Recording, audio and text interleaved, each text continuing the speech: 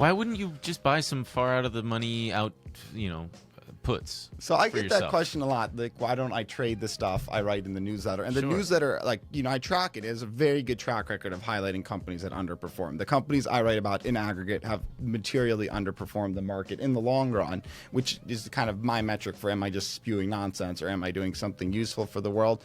I think a few things. It's a very slippery slope once you start trading the stuff you write about. First, you might short it. Then you might buy far out of the money puts. And then you might say, if I'm the catalyst, why don't you buy short-term puts? And then it's like, why don't I intraday trade around it? Then if I'm going to trade around it and I can move the market, why don't I use a balance sheet partner to take a position and remit the stock to me? And then you're kind of becoming an activist short seller, which I don't know. I think the SEC is somewhat unclear on whether like parts of this model is allowed. So there's regulatory scrutiny. It raises your legal risk.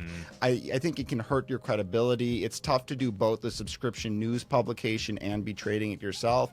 I very much like this idea that I'm more or less like an investigative journalist looking into these issues, and people will pay to read what I write, and the credibility will work in the long run, and the model has worked so far.